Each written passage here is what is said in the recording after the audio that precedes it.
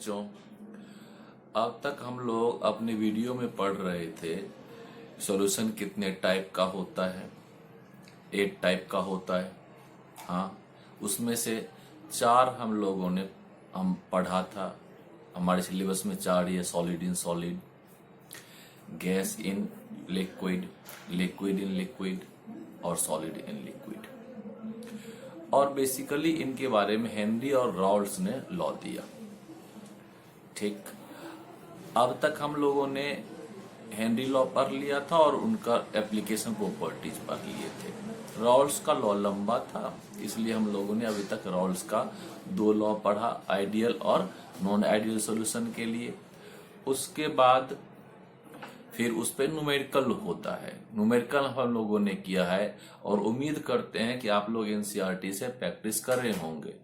उन बच्चों के पास हो सकता है एनसीईआरटी ना हो, वो नेट से सिर्फ क्वेश्चंस डाउनलोड करके सॉल्व करें, तब उनको टॉपिक समझ में आएगा कि क्वेश्चंस बन रहा है तो टॉपिक अच्छी तरह से समझ में आ गया।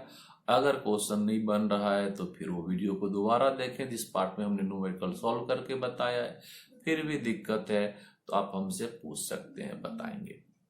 अब आज के वीडियो में हमें क्या करना है, आज हमें पढ़ना है कि राउल्स के लॉ का क्या लिमिटेशन है, कहाँ हम उसको अप्लाई कर सकते हैं, कब अप्लाई नहीं कर सकते हैं। फिर उसको एप्लीकेबल बनाएंगे भी हम लोग। उसमें जो और लोग आएंगे वो अपना रूल लगा कर उसको ठीक कर देंगे, वो हम लोग बाद में पढ़ेंगे। आज ये टॉपिक पढ़ेंगे। और सॉल्यूशन का कुछ प्रॉपर्टीज, एक यूनिक टाइप का सॉल्यूशन होता है जिसको हम लोग एजियोट्रॉपिक सॉल्यूशन कहते हैं, उसके बारे में पढ़ेंगे। एजियोट्रॉपिक सॉल्यूशन की एक बात मैं बता दूं कि ये ऐसा सॉल्यूशन होता है जिसका कंपोजिशन लिक्विड में और वेपर में सेम होता है। जनरली क्या होता है, जो लिक्विड ज्यादा वोलेटाइल होता है उसका कंपोजिशन वेपर में ज्यादा होता है और जो कम वोलेटाइल होता है उसका कम होता है, राइट।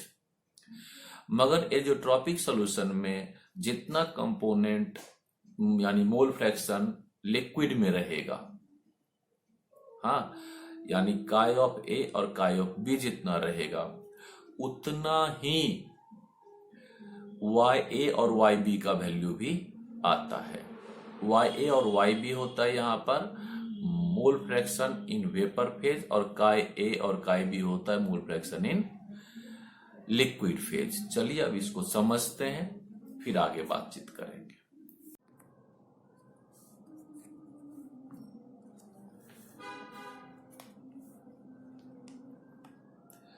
ठीक है बच्चे, चलते हैं। जैसा मैंने कहा था, अब शुरुआत करते हैं आज का topic, limitation of Raoult's law. Limitation of Raoult's law. ठीक है, थोड़ा सा टाइम लेंगे, आपका एडजस्टमेंट करना पड़ेगा।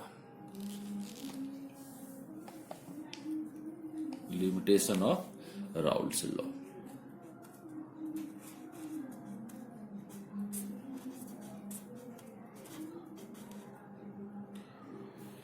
Limitation of Raoul's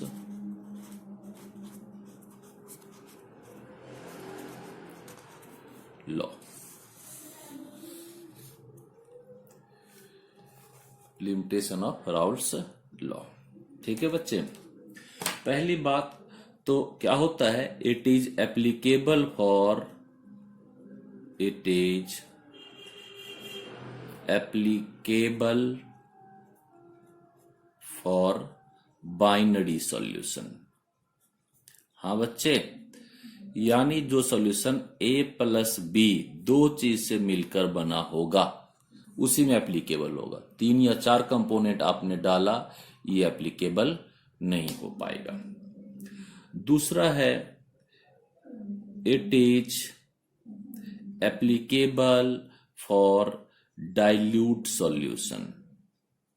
dilute solution के लिए एप्लीकेबल होगा जहां पर सॉल्यूट क्या हो, लेस देन 5% या अप टू 5% तक होगा, तभी एप्लीकेबल होगा। मोर होगा तो एप्लीकेबल नहीं होगा। ठीक, अप्रोक्सीमेट आंसर देता है और एग्जैक्ट आंसर डाइल्यूट सॉल्यूशन के लिए देता है।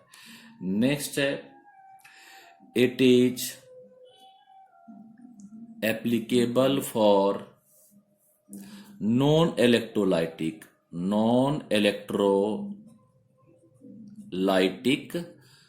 solute। नॉन इलेक्ट्रोलाइटिक सॉल्यूट के लिए एप्लीकेबल होगा। अब नॉन इलेक्ट्रोलाइटिक सॉल्यूट क्या होता है? नॉन इलेक्ट्रोलाइटिक सॉल्यूट वो होता है जो डिसोसिएट नहीं होता हो एक्वस मीडियम में, जैसे कि ग्लूकोज में एप्लीकेबल होगा क्योंकि एप्लीकेबल नहीं होता, स्टार्च में एप्लीकेबल, ग्लूकोज में एप्लीकेबल होगा, स्टार्च में एप्लीकेबल होगा, यूरिया में एप्लीकेबल होगा।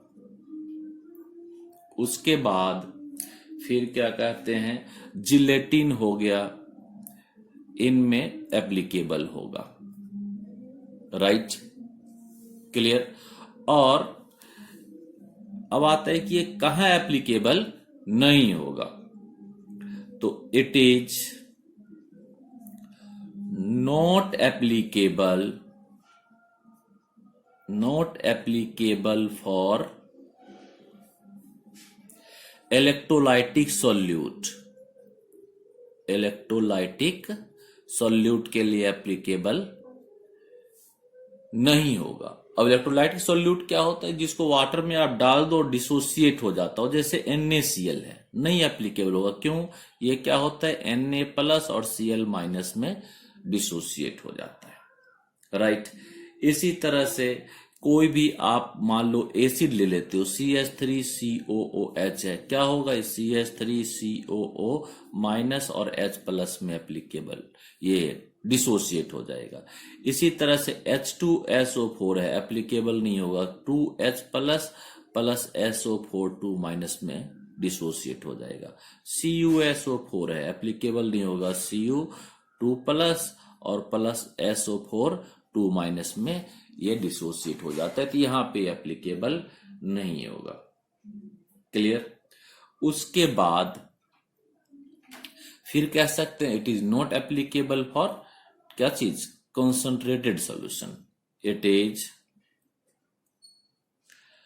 Not applicable for concentrated solution, यहां पर जहां पर मोर देन 5% हो जाता हो। 3 जगह पे हमने बता दिया कि एप्लीकेबल होता है, और ये 2 जगह पे एप्लीकेबल नहीं होता है। जितनी बातें पूछी गई आप उतने का आंसर दीजिए। कहां पे एप्लीकेबल है तो यहां पे एप्लीकेबल है, कहां पे एप्लीकेबल है तो यहां पर एप्लीकेबल नहीं है। इससे ज्यादा कुछ आपको नहीं पूछेगा। और जब एप्लीकेबल करना होगा तो हम लोग इसको एप्लीकेबल बनाएंगे, और वो वेन ऑफ फैक्टर से बनाएंगे, वो लास्ट में आता है चैप्टर के। आगे बात समझ में? क्लियर।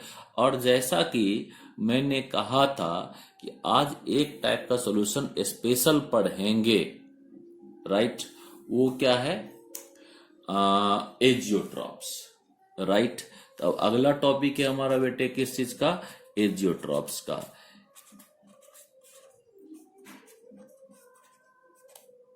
Azeotropes, right. देखोगे बेटे, एजियोट्रॉप्स मैंने पहले बता दिया था, दो solution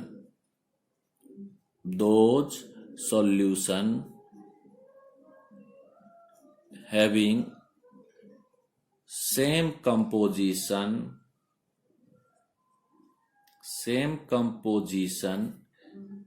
in liquid phase and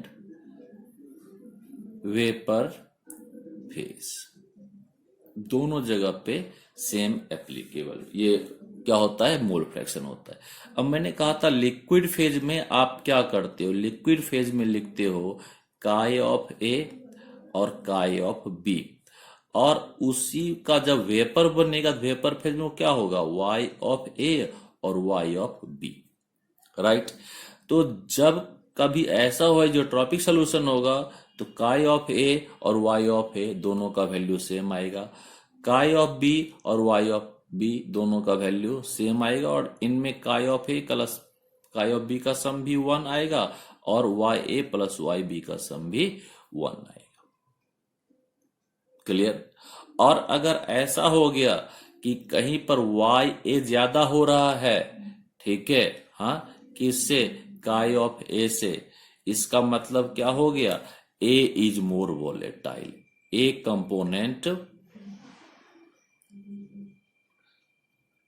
component of solution more volatile हो जाएगा, राइट। और वो एजोट्रॉप नहीं हो सकता, ये बात आप ध्यान रखिएगा। क्या, अगर किसी में काई ए और वाई ए सेम नहीं है या काई बी वाई बी सेम नहीं है तो क्या होगा, एजोट्रॉपिक सॉल्यूशन नहीं होगा। उसके बाद आगे आता है कि ये एजोट्रॉपिक सॉल्यूशन की ये प्रॉपर्टीज हो गया, डेफिनेशन हो गया। फिर आता है क्या कि ये क्या प्रॉपर्टीज शो करता है, इसका प्रॉपर्टीज क्या होता है, राइट। क्लियर। देखते हैं properties of azeotropic solution, properties of azeotropes, right. Clear. तो क्या प्रॉपर्टीज होता है एजियोट्रॉपिक सॉल्यूशन का, तो पहला ये होता है हैविंग फिक्स्ड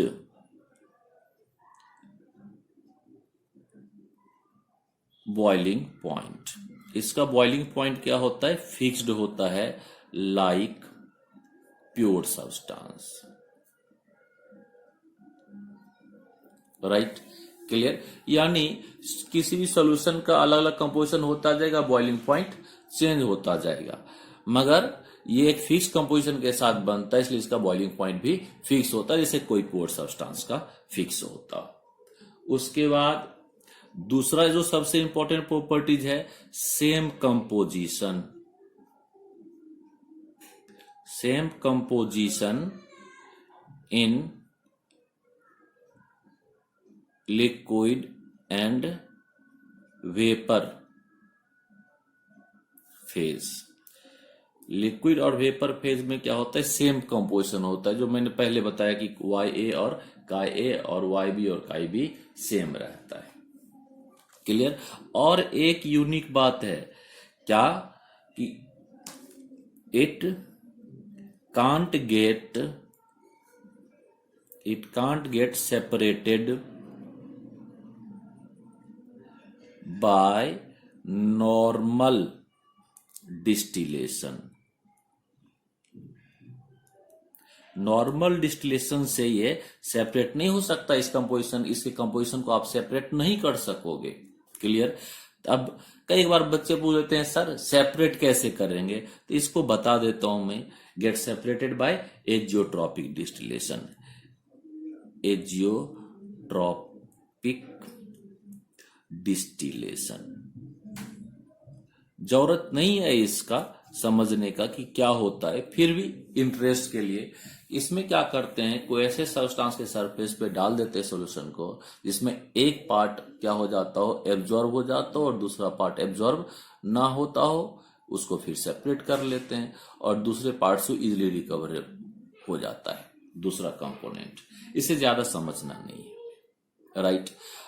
तो हो गया एजियोट्रॉप किसको कहते हैं, जिसका लिक्विड और वेपर फेज में सेम कंपोजिशन होता है। इसकी प्रॉपर्टीज क्या होती है, तो इसका फेज बॉइलिंग पॉइंट होता है, सेम कंपोजिशन होता है लिक्विड फेज और वेपर फेज में, नॉर्मल डिस्टिलेशन से हम इसको सेपरेट नहीं कर सकते हैं, और इसको सेपरेट करने के लिए एजियोट्रॉपिक डिस्टिलेशन यूज करना पड़ता है, राइट। क्लियर। अब अगला टॉपिक है टाइप्स ऑफ एजियोट्रॉप। एजियोट्रॉप्स के टाइप्स भी होते हैं क्या, मन में आता है क्वेश्चन कि होता है या नहीं होता है। क्लियर हो गया। तो अब इसके लिए हमारे पास क्या देखना है, टाइप्स ऑफ क्या चीज, एजियोट्रॉप्स।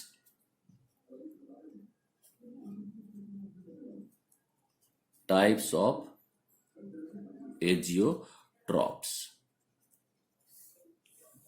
या एजियोट्रॉपिक सॉल्यूशन, एक ही बात है, एजियोट्रॉप्स कह लो या एजियोट्रॉपिक सॉल्यूशन का टाइप्स। क्लियर बेटे, इसका दो टाइप होता है, राइट। एक होता है मिनिमम बॉइलिंग एजियोट्रॉप्स और दूसरा होता है मैक्सिमम बॉइलिंग एजियोट्रॉप्स, राइट। ये दो ही टाइप है। क्लियर, मिनिमम बॉइलिंग और मैक्सिमम बॉइलिंग एजियोट्रॉप्स। ठीक, अब आता है कि मिनिमम बॉइलिंग एजियोट्रॉप्स और मैक्सिमम बॉइलिंग एजियोट्रॉप्स कैसे हम लोग क्लासिफाई करेंगे और उसका क्या पहचान का तरीका है, राइट। तो जो भी सॉल्यूशन राउल्ट्स लॉ के पॉजिटिव डेविएशन वाले में थे वो सब मिनिमम बॉइलिंग एजियोट्रॉप्स में आता है, और जिसका भी नेगेटिव डेविएशन होता है राउल्ट्स लॉ से वो सब मैक्सिमम बॉइलिंग एजियोट्रॉप्स फॉर्म करता है। क्लियर, आगे बात समझ में? ठीक, और अब देखो मिनिमम बॉइलिंग एजियोट्रॉप्स का कहने का क्या सेंस है। ठीक, तो इसमें पॉजिटिव डेविएशन होता है, वेपर प्रेशर पहले ही क्या होता है, ज्यादा हो चुका होता है। क्लियर, वेपर प्रेशर पहले ज्यादा हो चुका होता है तो ये कम टेम्परेचर देते ही जल्दी बॉईल कर जाता है, इसलिए मिनिमम बॉइलिंग एजियोट्रॉप्स कहते हैं। और जिसको हम लोग नेगेटिव डेविएशन में जो होता है उसमें क्या होता है कि वेपर प्रेशर लो हो चुका होता है, उसको ज्यादा टेम्परेचर देना पड़ता है और ज्यादा टेम्परेचर पे वो क्या करता है, बॉईल करता है, इसलिए इसको मैक्सिमम बॉइलिंग एजियोट्रॉप्स कहते हैं और इसको मिनिमम बॉइलिंग एजियोट्रॉप्स कहते हैं। समझ में आ गया होगा। फिर भी मैं एक बार रिपीट कर देता हूं कि पॉजिटिव डेविएशन में वेपर प्रेशर क्या हो जाता है, ज्यादा हो जाता है, इसलिए कम टेम्परेचर करते ही बॉइलिंग शुरू हो जाती है, थोड़ा सा इंक्रीज करते ही टेम्परेचर बॉइलिंग शुरू हो जाती है, इसलिए मिनिमम बॉइलिंग एजियोट्रॉप्स कहते हैं। और यहाँ पर वेपर प्रेशर क्या हो जाता है, लेस हो जाता है, इसलिए क्या होता है, ज्यादा टेम्परेचर रिक्वायर्ड होता है और ज्यादा टेम्परेचर पे बॉइल करता है, इसलिए मैक्सिमम बॉइलिंग होता है। अब आया कि सर इसका एग्जाम्पल होता है ऐसे लिक्विड का? हाँ बिल्कुल, क्यों नहीं होगा एग्जाम्पल, एग्जाम्पल है तब तो हम लोग पढ़ रहे हैं।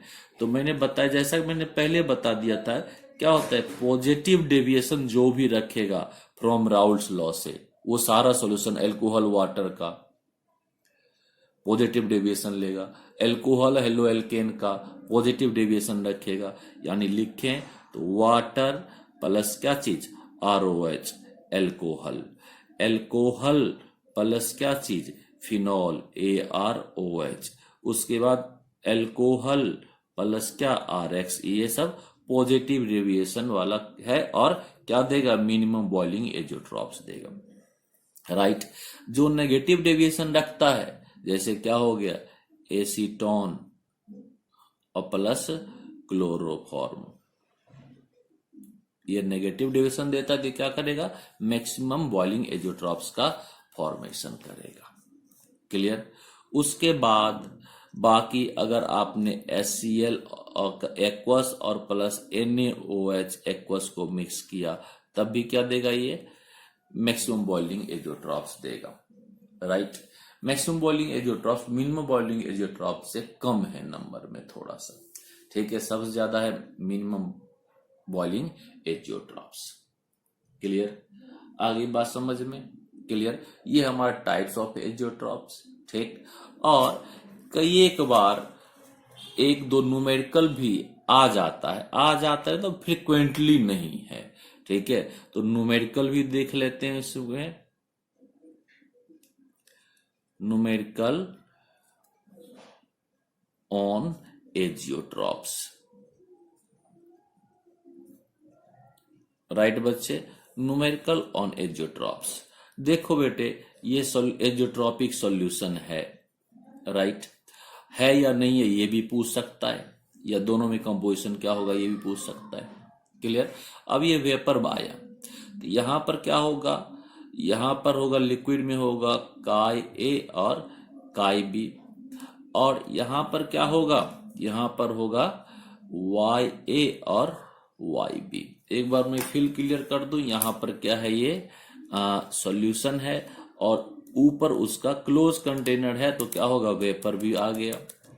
ठीक, वेपर होगा, वोलेटाइल कंपोनेंट है दोनों, कम और ज्यादा वेपर आ रहा है इसमें। अब देखो हमें क्या दिया कि पीएस दे देता है, वेपर प्रेशर ऑफ सॉल्यूशन दे देगा, या नहीं देगा तो डाटा देगा जिससे हम इसको कैलकुलेट कर सकें कि प्रेशर ऑफ सॉल्यूशन निकल आया, वेपर प्रेशर ऑफ सॉल्यूशन निकल आया।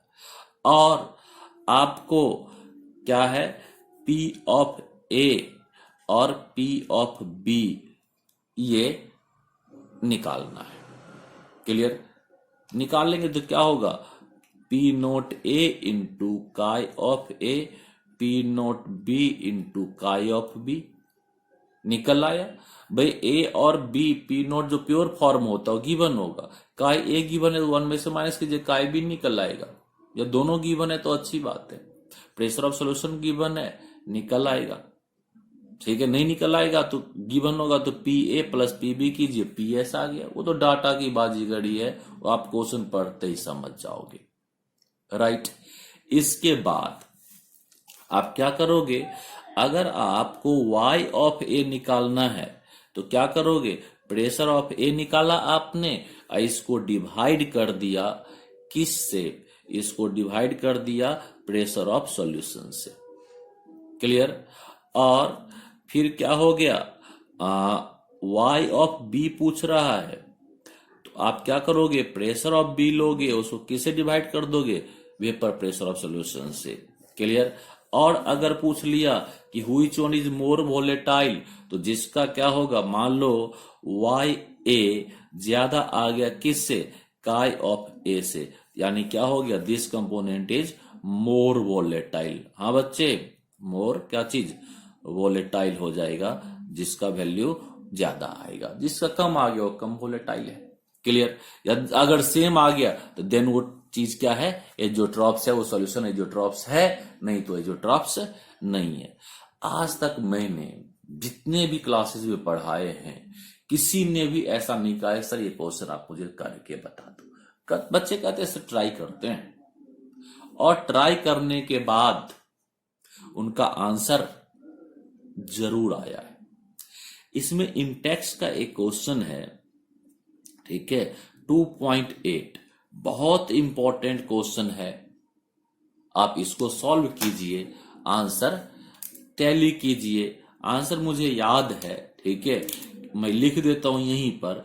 क्या होगा मेरे ख्याल से, काई ऑफ बी और काई ऑफ ए, इनमें आंसर क्या होगा, 0.4 और 0.6 का आएगा। और क्या कहते हैं, y ऑफ बी और y ऑफ ए का आंसर 0.3 और 0.7 आएगा, और y ए ज्यादा वोलेटाइल होगा। अब देखिएगा, क्या पता मैंने आपके साथ मस्ती कर लिया हो, उल्टा बोल दिया हो आंसर, या ठीक बोला हो। ये चेक करना, क्रॉस चेक करना आपकी रिस्पॉन्सिबिलिटी है। Right, clear. आज मैंने छोड़ दिया आप लोगों को, सिर्फ एक ही क्वेश्चन दिया है, आप इंटेक्स का एक क्वेश्चन कीजिए और मजे से रहिए। ठीक है, हाँ। और अगर ज्यादा मन कर रहा हो कि हाँ भाई छुट्टी है सर तो आज कम काम दे गए हैं, तो उसको बढ़ा भी देते, काम ज्यादा करना चाहते तो आप कर लीजिए, ये आपकी मर्जी है। हमारे तरफ से एक ही क्वेश्चन था, ठीक। और अगर आप ज्यादा करना चाहते हैं तो आप कहां पर चले जाएंगे बच्चे, एग्जाम्पल 2.5, कौन सा कर लेंगे, एग्जाम्पल में, ठीक है, एग्जाम्पल 2.5 कर लेंगे। ठीक है, 2 ही क्वेश्चन है इस पर, वेपर फेज वाले पे, बाकी क्वेश्चन एक्सरसाइज में दिया भी नहीं है। और अगर सीबीएसई का बोर्ड एग्जामिनेशन देखें तो कभी कभार जो ड्रॉप होता क्या है, उसका प्रॉपर्टीज क्या है, यही सब पूछा है, इससे ज्यादा कुछ पूछा भी नहीं है। Right, clear. अब जरा मुझे फोन को साइलेंट करने दीजिए, फिर आगे बात करते हैं आपसे। ठीक है बच्चे, हो गया। अब हम लोग क्या करेंगे अगली क्लास में, ठीक, रॉल्स लॉ, और ये लॉ खत्म हो गया हमारा। अगली क्लास में हम लोग पढ़ेंगे, कॉलिगेटिव प्रॉपर्टीज। बड़ा इंटरेस्टिंग टॉपिक है कॉलिगेटिव प्रॉपर्टीज। राइट, और कैसे इंपॉर्टेंस है इसका ये मैं बताता हूं। थोड़ा सा आप इधर उधर देख लीजिए, थक गया होगा मोबाइल पर देखते देखते आपकी आंख। कई बार बच्चे कहते हैं सर मोबाइल पे न थक जाता है आंख, क्या करें, करना तो है ही। ठीक है बच्चे, जैसा कि मैंने अभी बताया था आपको कि मैं बताता हूँ कॉलिगेटिव प्रॉपर्टीज के बारे में थोड़ा सा, ताकि आप लोग अगली वीडियो को बड़ा ध्यान से देखिए, प्यार से देखिएगा। और बाकी बच्चे को बताइए भी, वो देखें। सिर्फ सीबीएसई में पढ़ा रहा हूँ, बोर्ड एग्जाम ना अफेक्ट हो जाए। कंपटीशन फाइल बाद में ऐड करेंगे, रिसोर्स अवेलेबल कर रहे हैं, क्या करें, अभी लॉकडाउन चल रहा है, चीजें अवेलेबल नहीं हो पा रही है, चाह के भी मदद नहीं कर पा रहा हूँ। हाँ चलो कोई बात नहीं, बात बंद करते हैं। कॉलिगेटिव प्रॉपर्टीज बता रहा था मैं। देखो बेटे, चाहे रिफाइनरी हो, चाहे मिल्क पाउडर तैयार करना हो, चाहे स्नो हटाना हो, चाहे आप कुल्फी वाले से कुल्फी मांग के खाते हो, डॉक्टर आपको इंजेक्शन वेन में लगाएंगे या मसल्स में लगाएंगे, रेजिन्स कैसे बनता है, ड्राई ग्रेप्स कैसे तैयार करते हैं, ठीक है, कोई चीज वाटर में या किसी सोल्यूशन में डालने पे स्वेल क्यों हो जाता है, श्रिंक क्यों हो जाता है, ठीक है, कॉस्मेटिक्स में क्या क्या सब्सटेंस डलता है, मॉइस्चराइजर में क्या डलता है, फ्रैक्चर्स हो जाते हैं हाथ में तो पीओपी ही क्यों लगाते हैं, राइट, सीमेंट क्यों नहीं लगा देते। इन सारे चीजों का आंसर हम बताते चलेंगे। एक्चुअली हमने अभी तक टॉपिक पढ़ा है, उसका एप्लीकेशन नहीं पढ़ा था। एप्लीकेशन जब पढ़ते तो मजा ज्यादा आता है, इंजॉय करेंगे और पढ़ेंगे भी। बहुत अच्छा टॉपिक है। और फिर लास्ट में आता है वेन हॉफ फैक्टर। जब मैंने बताया कि रॉल्स लॉ में एप्लीकेबल नहीं हो पाता है, वेन हॉफ आए, उन्होंने कहा यार नहीं कैसे एप्लीकेबल होगा, इतनी अच्छी थ्योरी है तो इसको हम अप्लाई करके बताते हैं। और उन्होंने अप्लाई करके बताया, हम लोग भी सीखेंगे। तब तक आज ये 2 क्वेश्चन कीजिए आप लोग।